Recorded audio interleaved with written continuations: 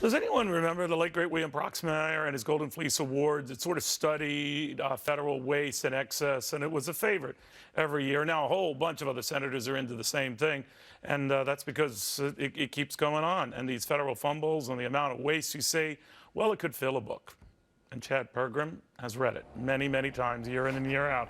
Chad, there are some doozies this go around, huh?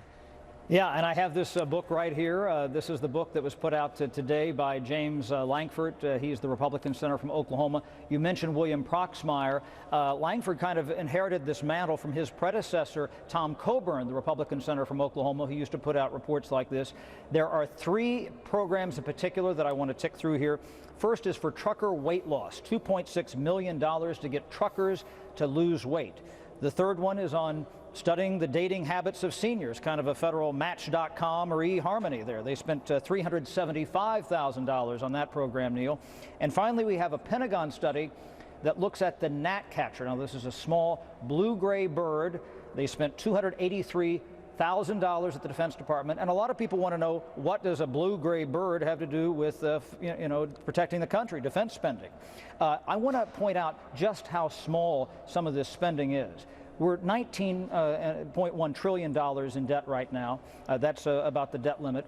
We spend a little over $3 trillion each year here in Washington, and this accounts for $105 billion. That's a very, very small percentage. So this barely makes a dent in that. You know, one of these other programs that was mentioned here was Silent Shakespeare. Silent Shakespeare, imagine performing Shakespeare without words. That's the essence of Shakespeare.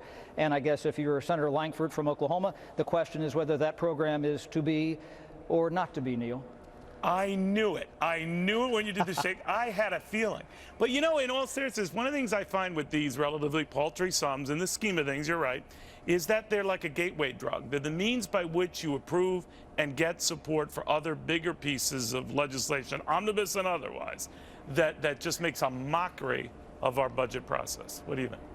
And that's the other thing, too. Sometimes when you actually find out the reasons behind these programs, you mentioned, you know, the shrimp on the treadmill, and you're looking at senior dating and things like that. No, I was for the shrimp on the treadmill. I like that. Okay. Sometimes you can find out that there are some actually, good reasons. You know, you look at back when we had earmarks. Remember, they don't do federal earmarks where they used to set aside hundreds of thousands of dollars, and they say, well, look, this deals with, hog waste in North Carolina or the wine industry in Washington State. Those were earmarks that only cost, several $100,000, but were very important for the economies of those states. And you take those out, and then those industries collapse.